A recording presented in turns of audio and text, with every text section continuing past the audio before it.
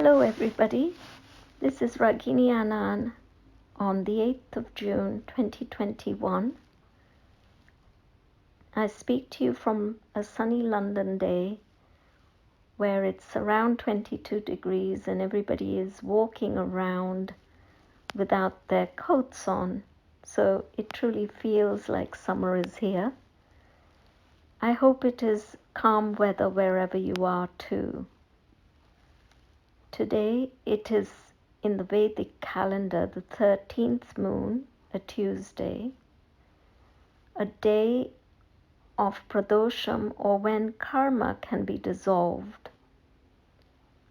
This 13th day, lunar day, is seen as a twilight zone, a type of a period beyond duality, where it's neither night nor day, or good or bad. It's that non-dual space in both time and space, the day when we can really reach out to the idea of a non-dual space of existence, this Advaitic space.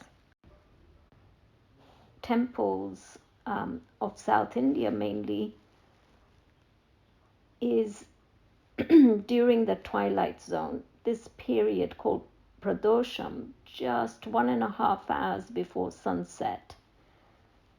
The twilight zone is really something that signifies a moment in time and space when duality kind of dissolves. It's a period when it's neither night nor day, and it's neither bad or good. It's that Advaitic space, a space in time that we can say we're not too sure what this is. It's not of the dual world, it's of the unified world.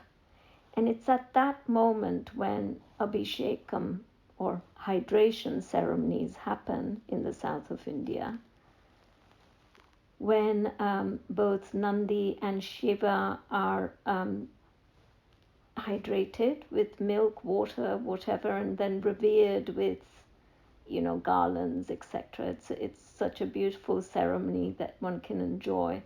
But it's a ceremony really in that non-dual space. We can say, well, what might it feel like to be Advaitic? What might it feel like to not live in the duality space? What might it feel like to be karma-less? So that's the day we find ourselves meeting this week. And the day also imbibes Ganesha energy, being close to the 14th moon and being a Tuesday, Murugan energy, and also Hanuman's energy. So it's a day for removing obstacles, bursting negativity, and invoking devotion. So all of these things become conscious to us because of the calendar, the Vedic calendar, and we bring it into our consciousness to try and imbibe all of that. So let the magic unfold. So this is our last session together here on this platform, Discord. We have been journeying the 8 topics of the Wheel of Life.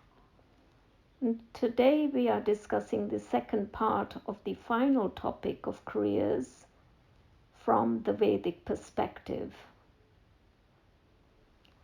Now, last week we saw that careers can be designed for either the being to flourish or for the doing to flourish. And these are two very opposite ends of coins, and the Vedic tradition steeps itself in the being culture of careers. The choice you make will very much depend upon your understanding of what is the goal of your life. Now, on this platform, we started our journey some 16, maybe 17 weeks ago to agree that we were all seekers. And if we are seekers, then the big question in our life is, what is the goal of our life? Where are we going? Who are we? What does it all mean? What is the purpose of life? All these great philosophical questions arise in the mind that is seeking to go towards the God self. Now, the Vedic culture emphasizes from its inception, from its birth really, that the goal of life is to achieve a life where you are living enlightenment. So you're not pushing your enlightenment to some time in the future space or time. You're saying you've got to start doing it now, living it from the moment you arrive. So your purpose is in life, or the reason or the goal for your life is enlightenment. What is that? What is living enlightenment? Well, for those of you who want to be curious about it, this is the name of a book written by my guru, the Supreme Pontiff of Hinduism, His Divine Holiness, Bhagwan Sri Nityananda Paramashivam. He's written a book which is freely downloadable called Living Enlightenment. And you can, walk through that book to kind of understand what living enlightenment might mean. But in terms of career, we said that there are 4 main pillars, did we not, last week, with respect to career and therefore money. Money and career are kind of closely entwined, aren't they?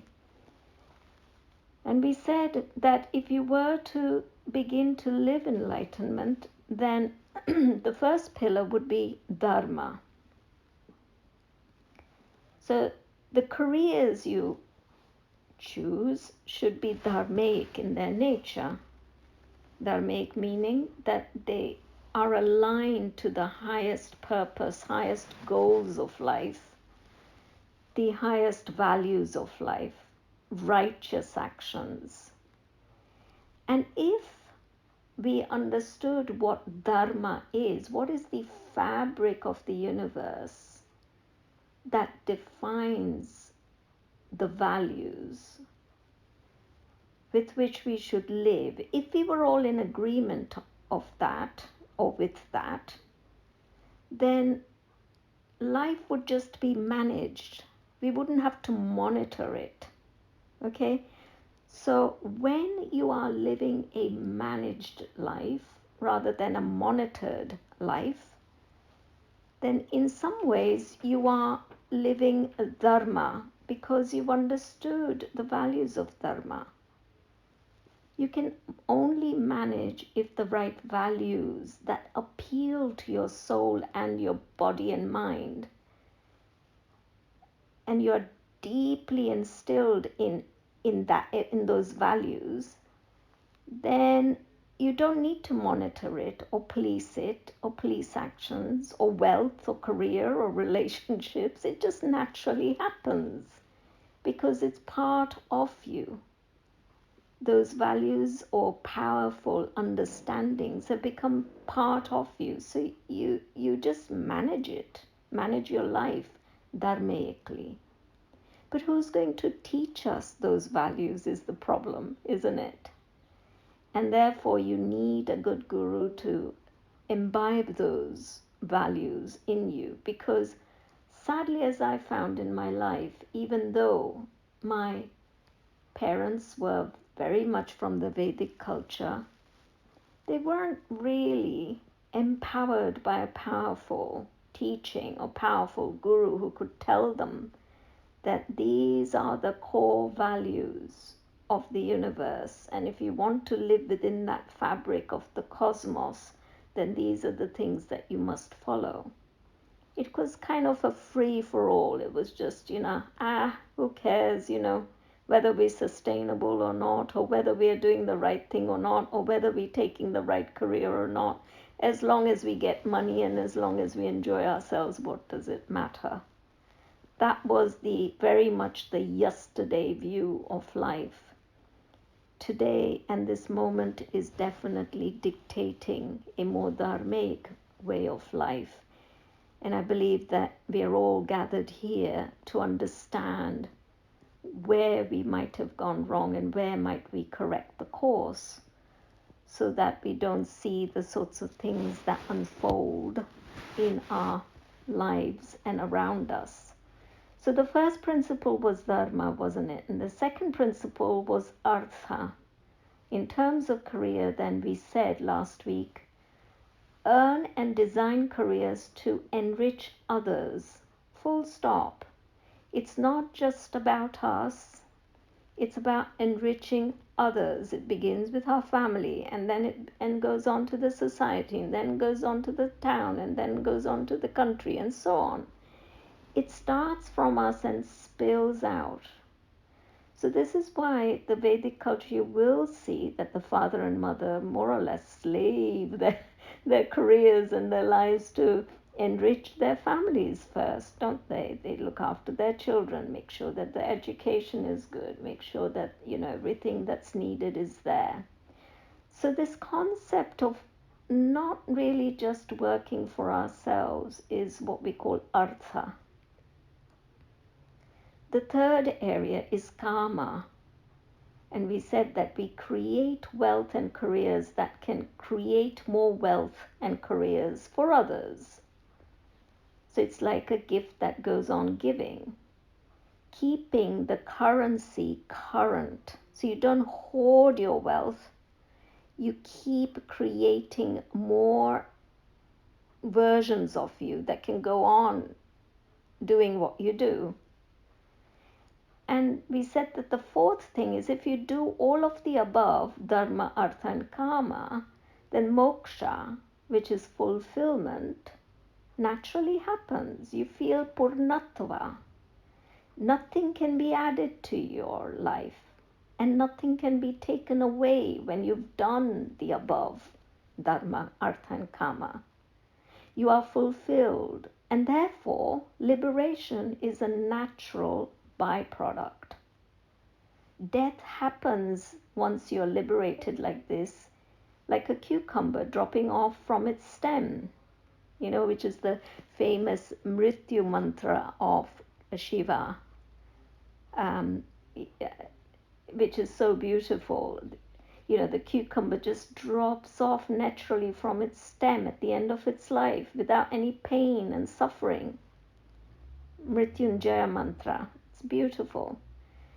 There's no conscience that keeps us awake at night. There's no regrets. There's simple rejoicing from a life that's been led well. So you die happily without any regrets, without any clutching to things. You're unclutched, as my guru would say. And that final stage of moksha is so important to enable death in a positive way. Because until then, we're always fearful of death. We are fearful of death because we're not living dharma, artha, and kama. So we will never feel liberation.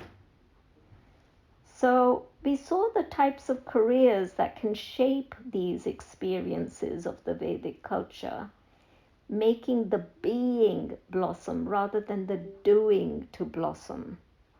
We've been too involved in the doing. We become part of a mechanical world, a cog in a system, giving out outputs that can be monetized for somebody and that can keep consumerism going. But at what cost? At the cost of the being. So those kinds of careers are very yesterday, I think. And they no longer will hold the same, luster as it did in the past. So in short, the Vedic culture instills the powerful cosmic cognitions into any civilization whereby the human values are the cosmic truths. You're in alignment with nature or dharma. And if a civilization can be raised in this way, then we don't need to monitor it with policing and taxing and insuring and banking and educating and doctoring. That word doctoring has two meanings, doesn't it? To doctor something. It would be motivating enough and be self-managed itself from inspiration. What is inspiration? Words are beautiful. Being in spirit. Inspiration. In spirit. Being in spirit is what inspiration means. Blossoming, blooming, evolving, and expanding. Now, it was funny because I was reading a book by Henry Kissinger the other day called The World Order. And I just wanted to kind of understand where the powers and the forces of the world, how they see the world order, the new world order. We all talk about it, but what is it? And the world order that the leaders are trying to force upon the world cannot happen because dharma is not the basis for it. That's what I took away. When dharma is not at the center of an order, then it becomes men-centric, country-centric, culture-centric, and not cosmic-centric. It's disaligned, disharmony. It's like disdain, a lot of noise. It's divisions. So when you look at that book, he sees that China sees the world order from their own perspective. Iran sees the world order from their theocratic perspective. And the US sees world order from the monitoring and monetizing perspective. But it doesn't take a rocket scientist to see, well, how will we have a peaceful world order or a new world order? Because the world does suggest the entire world, not just one part of it, with these divisions.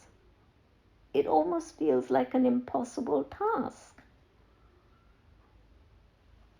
Because there's no values at the center of it that everybody can say, yes, these are the right values, and they line up to cosmology, to dharma, the best for the whole, the righteous values that we can all abide by. So in this new world order, any careers built on these structures will not allow humans to blossom, flourish, and live enlightenment. It's going to be back to policing, taxing, monetizing, doctoring, institutionalizing, everything. So it just sounds like anti-life in many ways. So careers, it brings me, this beautifully actually brings me to the concluding of all the 16 talks that I've done really in the 8 topics. And I wanted to cover a beautiful story, a Vedic story, which is taken from a satsang held by my guru. And it's a very famous story in the Vedic culture.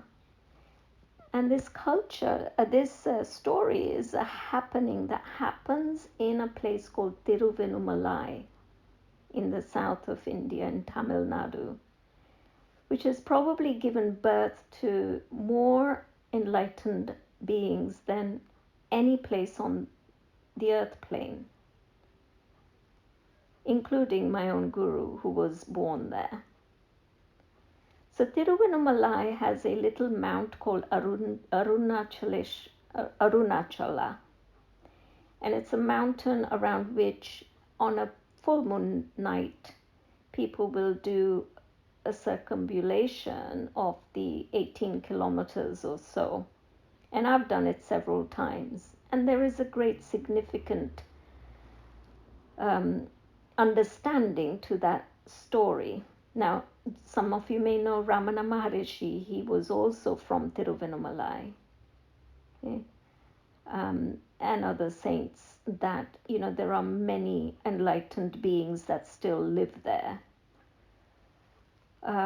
So this story, anyhow, happens in cosmology, and it's a story of the trinity of the Vedic gods, Brahma, Vishnu, and Shiva. Brahma is the creator god, as we know, and Vishnu is the maintainer god. And Shiva is incorrectly labeled as the destroyer god. I don't see that as a correct label for him. Neither does my guru. He says that seeing Shiva as a destroyer is inaccurate. Truly, he's the creator of space for new beings to be birthed. And a better word that might describe Shiva is rejuvenation. It's a much better word. So he's the rejuvenator. So one day Brahma challenged the team to determine who amongst them was the most powerful. And the depth of this story never ceases to amaze me. Every time I hear it, I take away something more. So please stay with me. You might have heard it, but you might not have heard all the nuances. So Brahma, like all creators, they get bored after they have created. And I've gone through this in my life. I've created a beautiful, interiors or renovated a new house and felt great. And then soon that fades, and then you begin to use your intellect to build something more.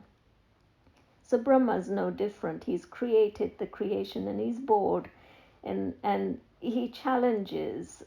He thinks, well, let me devise a challenge.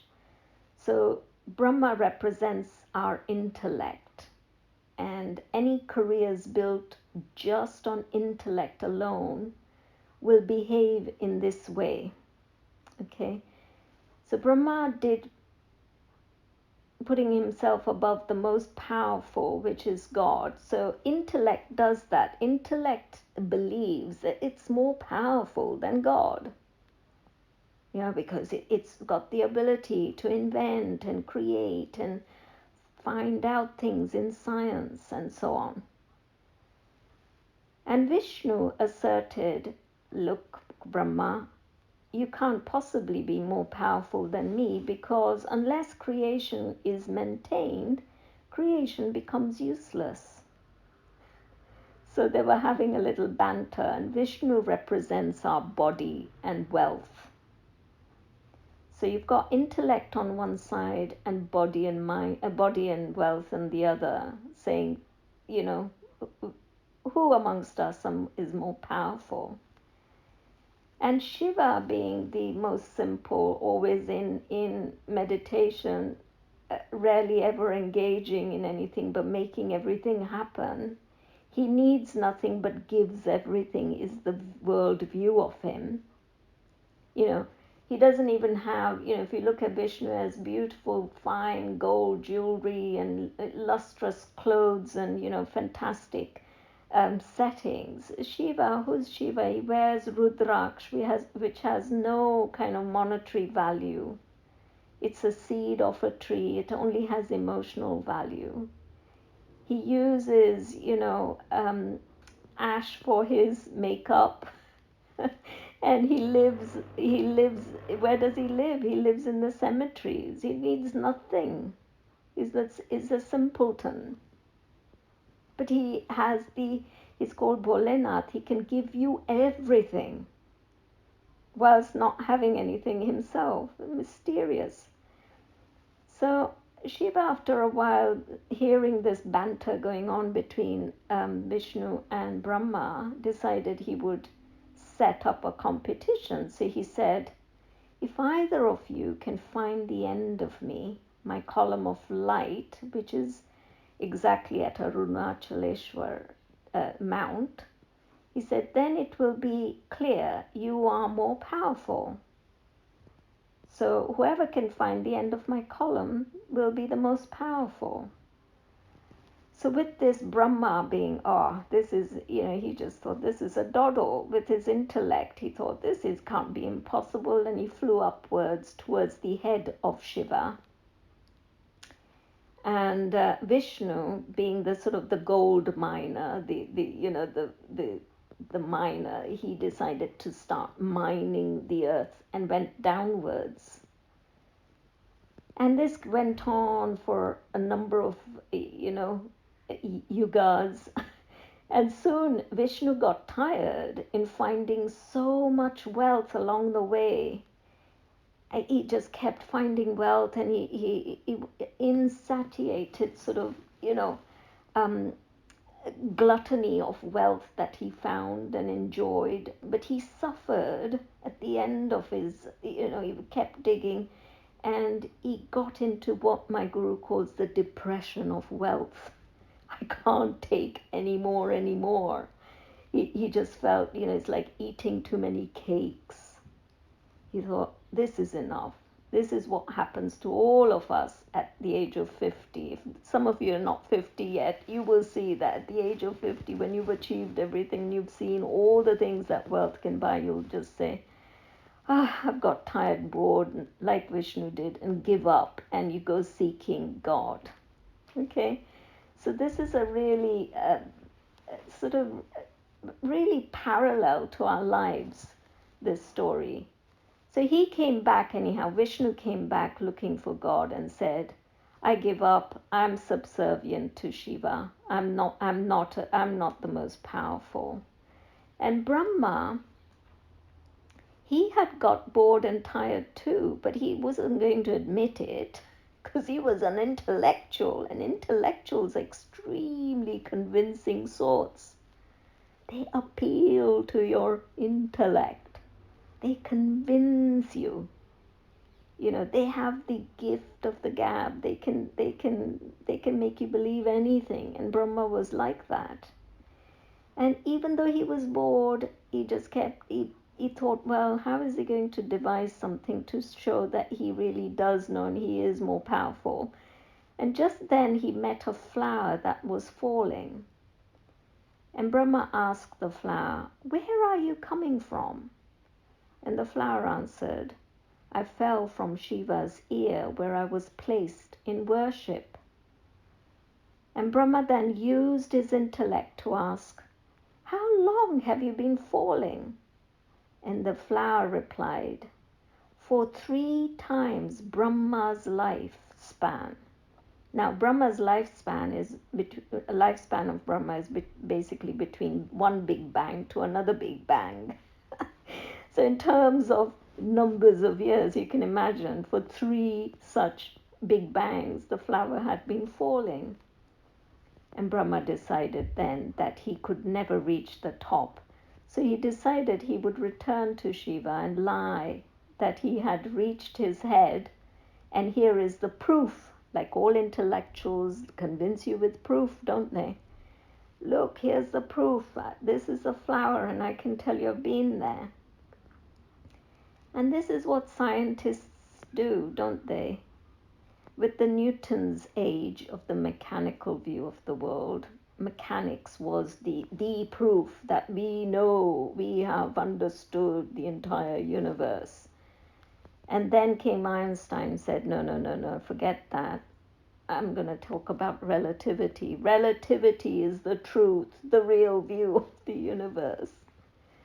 And now that's gone out the window, and everybody's saying quantum mechanics is the real view. You're never going to get to the end of Shiva's column with intellect. That is the basic understanding of this story. So anyhow, Brahma knows that Shiva knows that Brahma is lying, so he curses Brahma. And it's not easy for Shiva to curse somebody, but by cursing him, he says the intellect is really pathetic. Um, and he says, you are lying. You will always lie. So tell you what, you will never have a temple and no one will ever worship you. So that's a message directly to us from Shiva, saying, do not worship your intellect. Do not worship your body and your wealth, isn't it? If you really are going to understand this story in the right light, that is the moral of this story. Neither body or the mind consciousness you can never reach God. You have to simply resign to God. To reach God consciousness, you've got to merge with it, to become one with Him. This column of light that people believe is held in Tiruvannamalai, when you circumambulate it, you are transformed. You are saying, I am subservient to you. I want to merge with you. I want to become you. I want to not be limited by my body and my intellectual consciousness. I want to experience the entirety, the infinity, the everything, my being, which is you, the center of me is you, and I want a real taste of that.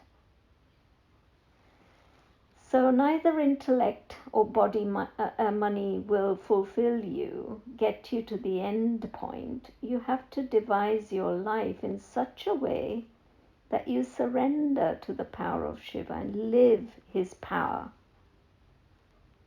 isn't it?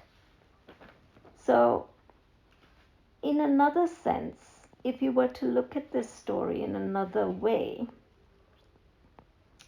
it is an analogy or an allegory of the Ida Nadi being the intellectual consciousness.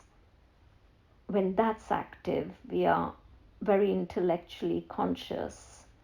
And the Pingala Nadi, which is our body consciousness, and when that's at peak, we are very body-centric. So the two nadis in the Vedic tradition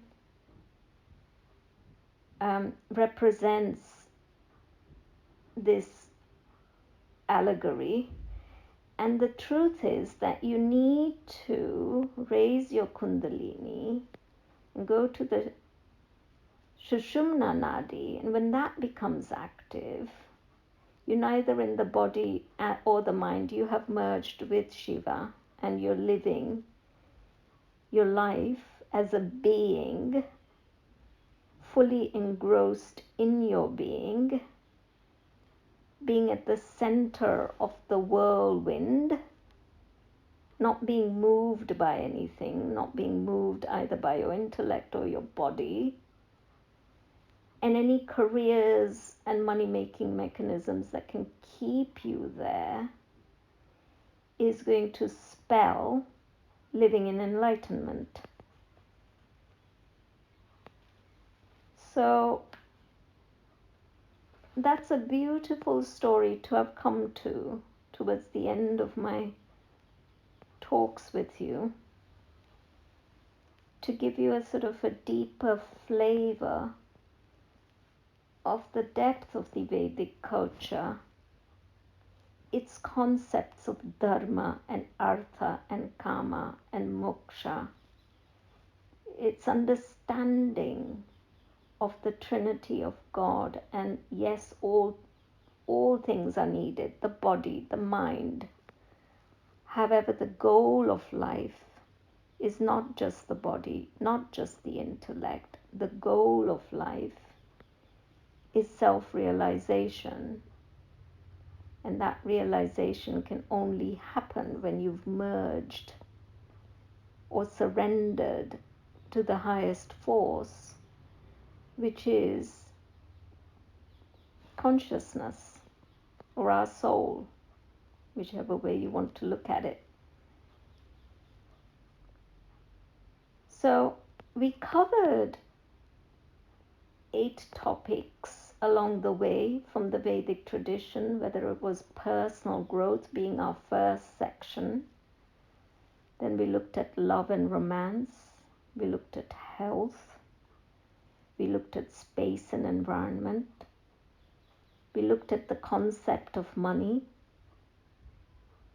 We looked at the differences that we perceive in the world when it comes to fun and recreation and family and friends. And finally, we looked at careers. So we've been together for 16 weeks doing this. We ventured deep within these life topics to see how the Vedic culture can add value. And in summary, though, in my perspective, this is my humble view, having gone round the houses, that the only culture, in my opinion, that has the know-how to unite all the disparate cultures on the earth plane is the oldest culture of them all. It has had the staying power, so that says something. It's the Vedic culture. It not only has the keys to align us all the fighting, dividing parts of the society, but also has the potential to unite us all to the fabric of the universe. And when we so loosely speak, completely hypocritically, of organic world and sustainable world and pro-life and non-violence and healing and uniting and one world order and the new world order, the Vedic culture is the only player in the game, I believe, that can bring all of this together because it aligns with Dharma. So in my opinion, my humble opinion, it definitely deserves a more of an exploration from more people around the world. It needs an end to its generations of persecution and ridicule. And negation, really. The Vedic culture just doesn't come up. If somebody's lying to you, they will not talk about the subject that they want to lie about. And that's what's happened to the Vedic culture, in my opinion. Its time is now. It truly holds all the keys that we need to save the earth and the cosmos. Look wherever you want to look at any leader you want to look at any role models. There aren't any because they do not have access to the gems of the Vedic culture because it's been kept from them very deliberately. So I, for one, thank my gurus, of which there are many, and most significantly His Divine Holiness, for having brought me to this understanding. And I recognize their love for all of us. It's not just for those that follow them, but what they're teaching has the key for all of us. So even if you're not loving them, they're loving you. Whether we believe it or not, they are pro-life. And if you're living, then they're pro-you. And that's the beauty of it. They don't need to make a song and a dance because they are for all of us.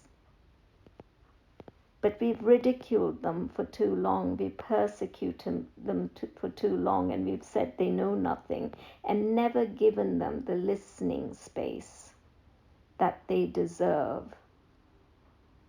And just because our body and mind can't be satisfied by how they look and feel and touch and see and smell and whatever else that you are obsessed with, that's only our obsession. The gems that they have are the true keys that I think will unlock our tomorrows, because nothing else on this earth plane right now, believe me, is pointing towards peace and harmony and pro-life type of scenarios.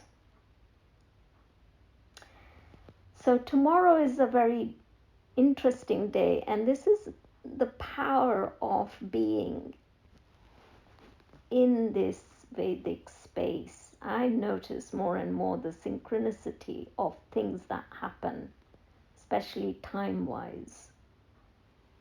So tomorrow is a day of great Vedic tradition as we come to the end of our sessions. There's going to be a solar eclipse in the sky. When the sun gets eclipsed, it has huge meaning in the Vedic tradition. Not just that, it's going to be Saturn's birthday. Saturn is a planet that reveals all the life lessons by giving you. If you don't do it yourself, Saturn will inflict pain on you till you understand that you have to get away from your undharmic path. It's the slowest planet in the solar system. It takes its time when it's wielding out its lessons. So Saturn is feared by many. I don't fear Saturn, I revere Saturn. Saturn has taught me lessons that I needed to learn, that I wasn't willing to learn myself. And when I went through my period of Saturn, when I had to really admit to my complete and utter defeat, like Vishnu and Brahma does, that's when I became aligned and alive. And now I have nothing but thanks for Saturn. And it is said that from tomorrow till the 4th of December, from this eclipse of the sun to the next, we will see much leveling of karma happening on the earth plane.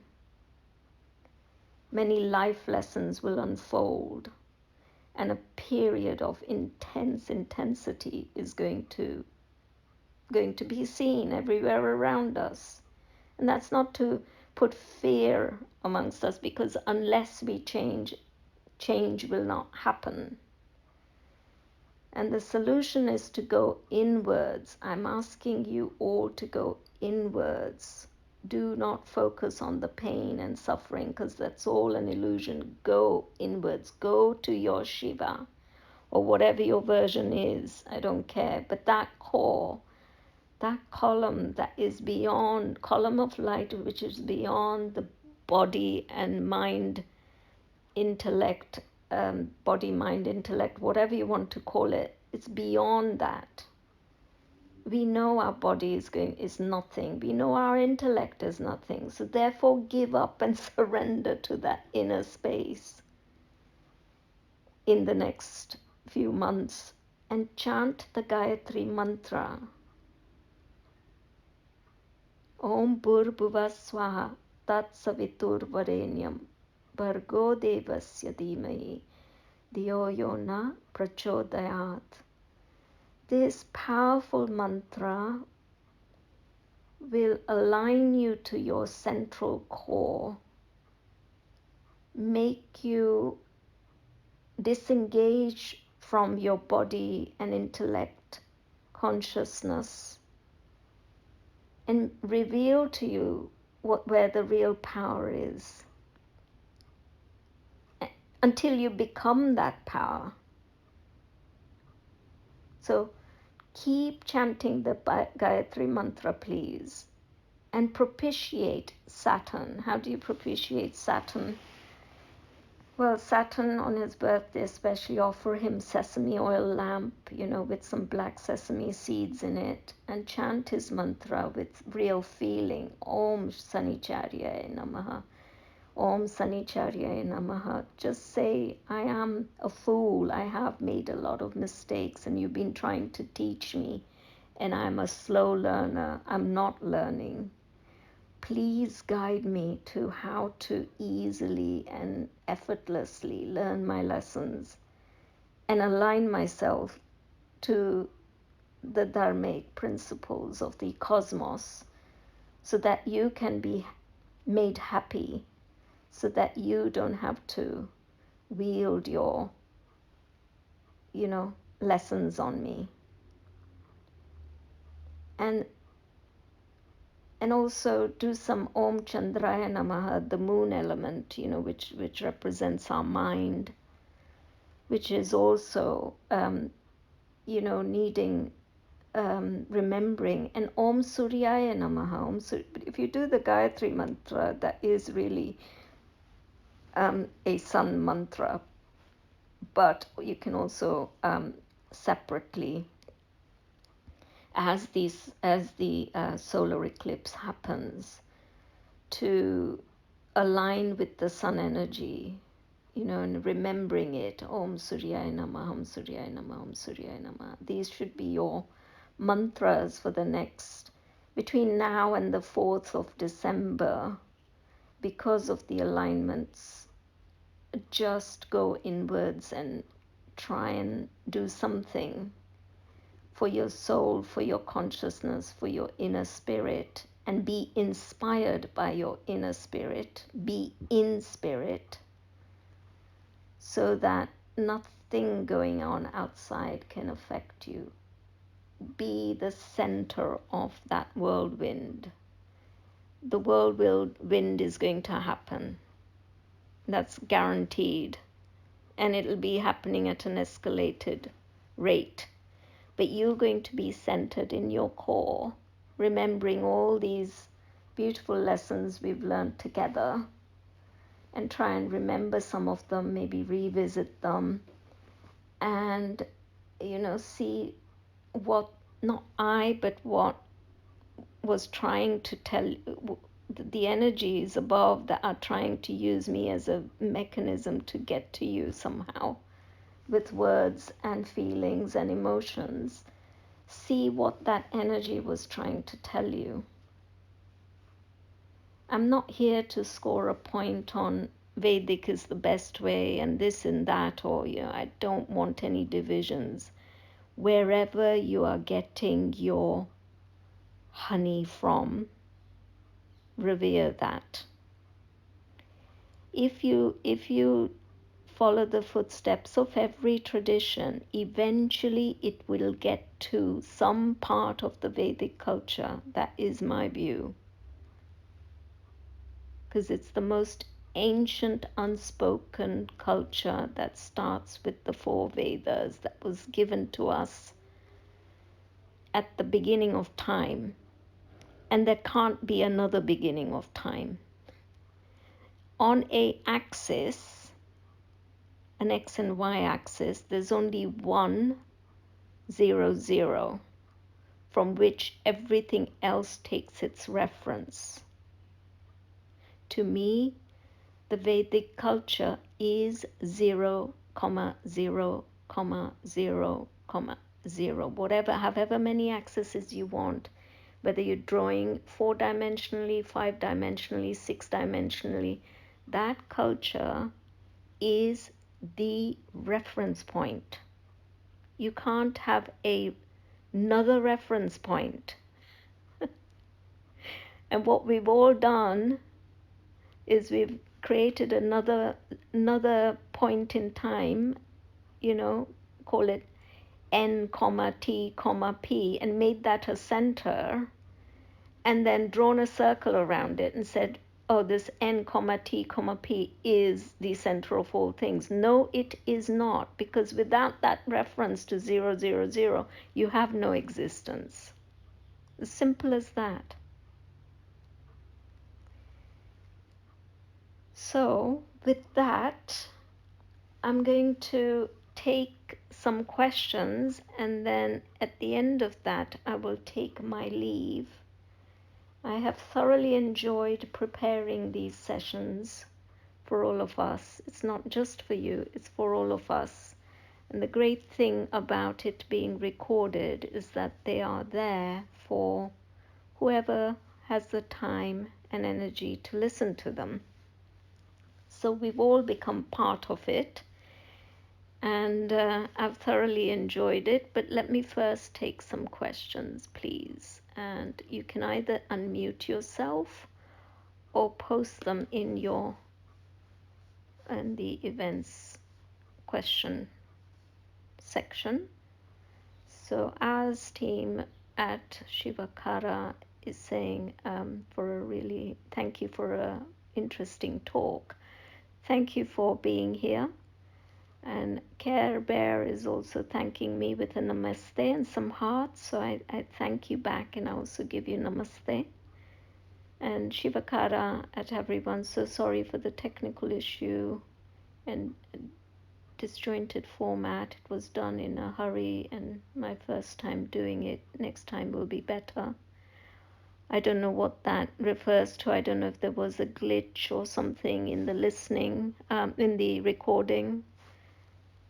VJWR is saying it was good, refreshed all the topics. Thank you. Thank you to you. And Ninja is saying well done for pulling it together, mate. Looking forward to going more in depth. Be good fun. Thank you.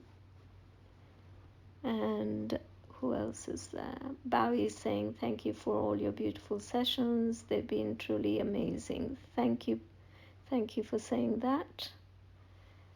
And I think Floor19 is typing something. Thank you. I hope to channel all that you've shared.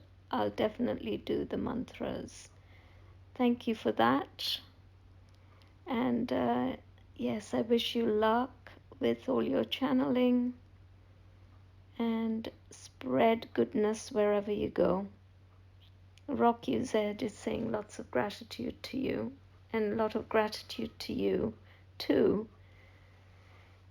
And if there's anybody else who wants to unmute and speak, do that now.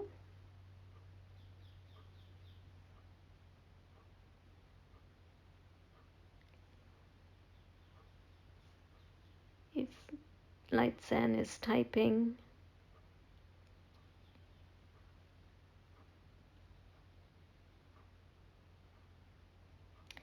Well, I've enjoyed the Discord platform, so I thank Discord. I thank Ours team for making it all happen.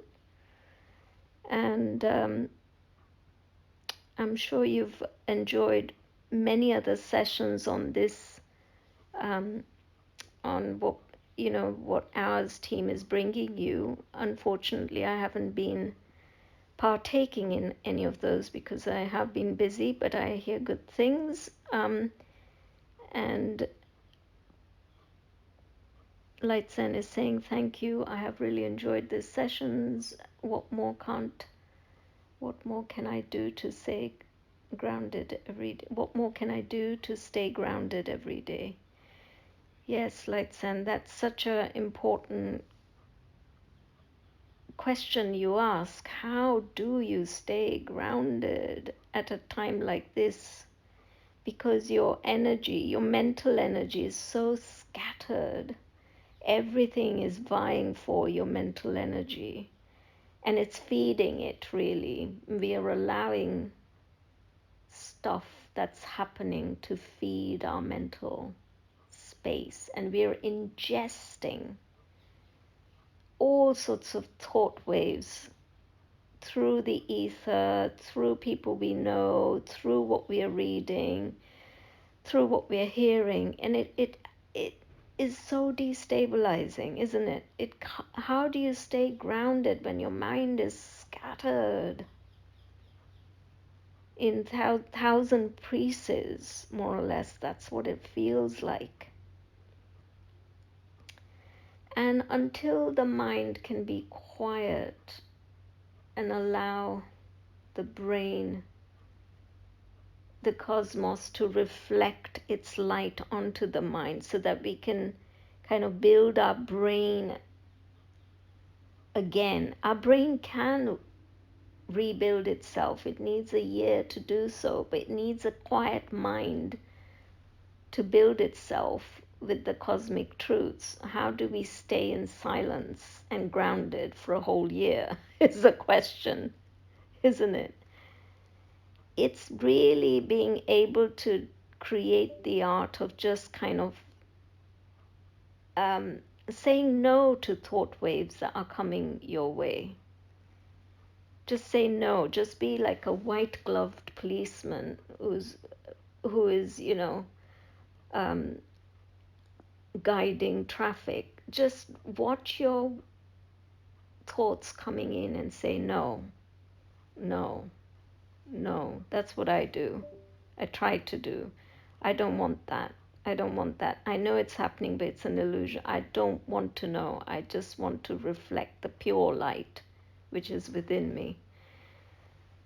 So catching your thoughts, as all masters have told you, is an important thing, and being centered inside you enough and saying, I'm powerful enough to know what I need to know. I don't need the thoughts to be coming in from elsewhere, feeding me and guiding me and corrupting me. Just say no.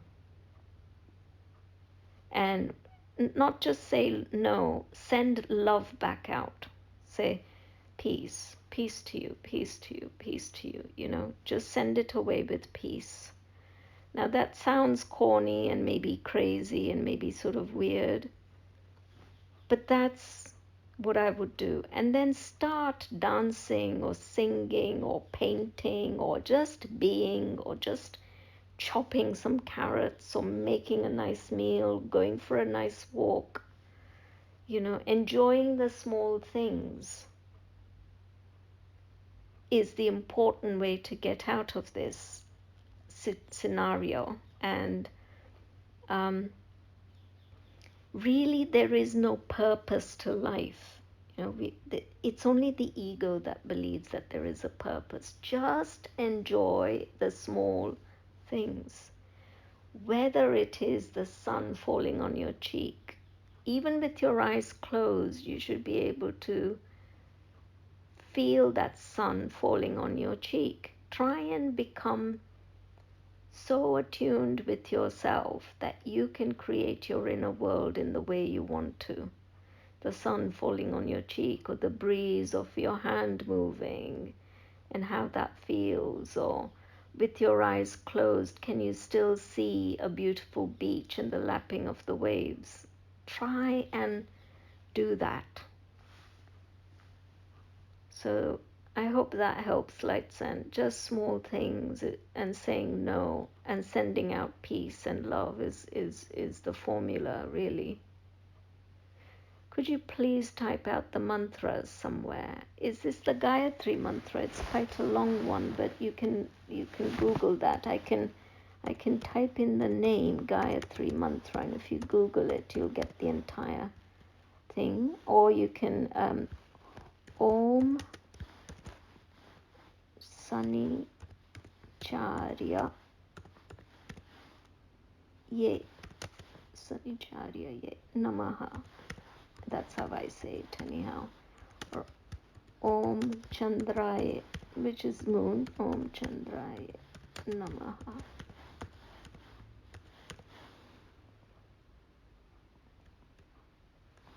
So that's for you, janitor. For alien bagpiper. Janitor, this was my first session and it was truly profound. I've had this crazy excitement for the future, and your talk has solidified it. Good.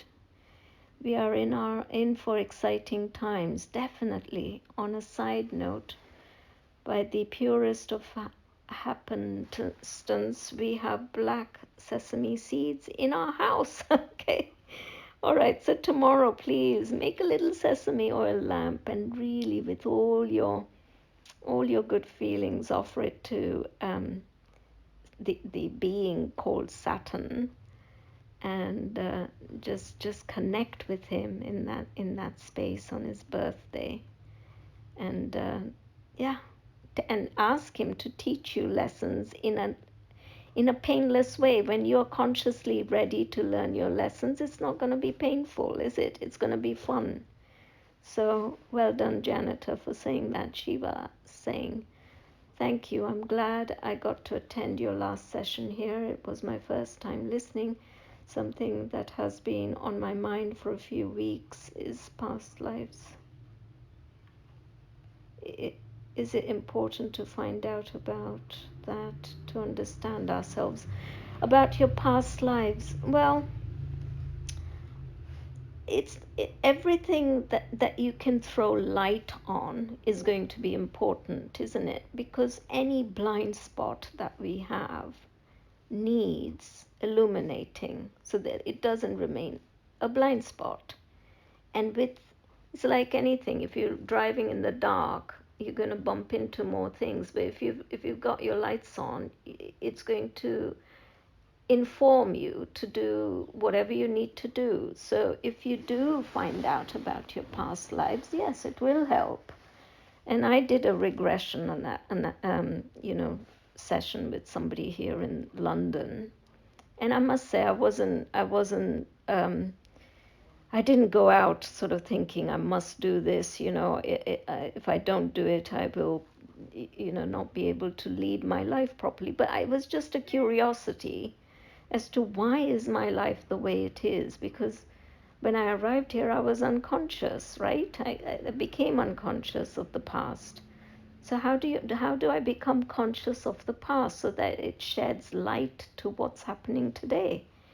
And I did, and so much was unraveled from that session. I understood why I've been married twice, why I've had these two difficult situations in my life of being in different cultures, being part of one and living in another. But once I got a meaning assigned to it, I began to become free. I thought, there's some magic in this. There's a reason for me being, my life having shaped out the way it has. And I could have a closure on it then. I'm beginning to have a closure, knowing all of that. Because there's only one story of the past that can make sense of the present, if you see what I mean. There are not multiple stories that you can devise to make sense of why things are the way they are. It's like if you were writing or directing a movie, whatever scene's happening now, there can only be one or two things that had happened in the past that can give birth to the current scene. So knowing that then helps you, become informed, and to have closure on things. So yeah, from my perspective, it definitely helped. So if you can find a good regression analysis type of a person, somebody who can help you with that, put you in some kind of a hypnotic state whereby you can go beyond the womb and go beyond the current life, and in that space give some information. And mine was very interesting. I mean, it was definitely not something I could have consciously come up with. And yeah, so I hope that helps you to, go and do something about that. Past lives are very interesting. So, and what it does, just to conclude, I was kind of in two minds. Is there a past life or is there not? And it definitely in my head concluded that one. It burst that myth in my head. Definitely there is a past life. There was a complete knowing, an experience. So once you have an experience, it's no longer a belief. It becomes part of you. And it's an empowering thought that there is life before this and life after this, in my view. So with that, unless there are more questions, I've really, really, really enjoyed being here with you, and I will wish you a nice day wherever you are. And maybe, who knows, our paths will cross in another on another session. Okay, so I look forward to meeting you one way or the other in the future. So I just wish you very happy next few months where you do some inner work. So with that, I'll say goodbye.